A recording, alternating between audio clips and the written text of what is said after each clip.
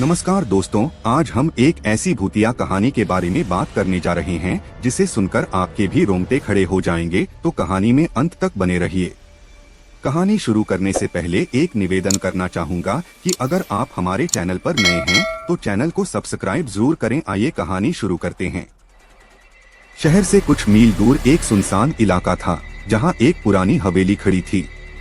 इस हवेली के बारे में कई डरावनी कहानियां मशहूर थीं। कहते थे कि वहां जाने वाला कोई भी वापस नहीं लौटता। गांव के लोग इसे शापित हवेली कहते थे। एक रात आदित्य नाम का एक युवक जो पारलौकिक घटनाओं में रुचि रखता था, उस हवेली की सच्चाई जानने के लिए वहां गया। उसके पास एक टॉर्च और कैमरा था। जैसे ही उसने हवेली के बड़े जर्जर दरवाजे को खोला, एक अजीब ठंडी हवा का झोंका उसके चेहरे से टकराया। अंदर का माहौल बेहद डरावना था। फर्श पर धूल जमी थी और हर कोने में मकड़ी के जाले थे। आदित्य ने जैसे ही कदम आगे बढ़ाया, उसे लगा कि कोई उसे देख रहा है।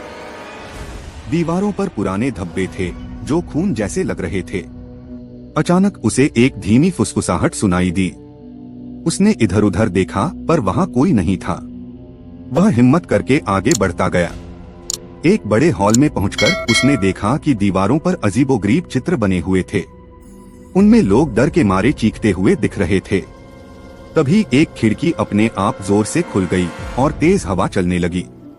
उसने सोचा कि यह सिर्फ हवा का असर है, लेकिन तभी उसे एक परछाई दिखाई दी जो तेजी से हिल रही थी। आदित्य ने डर को नजरअंदाज करके उस परछाई का पीछा किया। वह हवेली के नीचे बने तहखाने की ओर बढ़ी।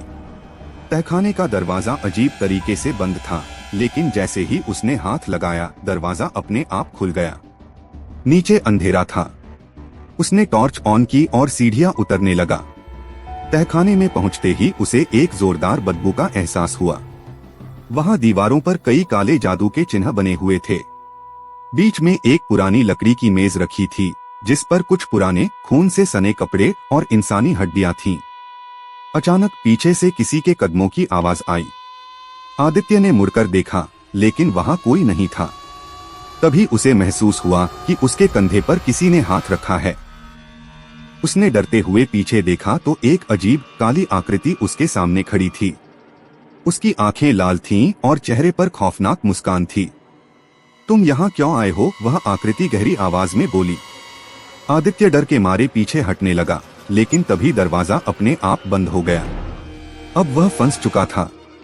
उस आकृति ने धीरे धीरे उसकी ओर बढ़ना शुरू किया। आदित्य ने हिम्मत जुटाकर भागने की कोशिश की, लेकिन उसके पैर जैसे जम गए। आकृति ने अपने हाथ उठाए और अचानक पूरा कमरा गूंज उठा भयानक चीखों से।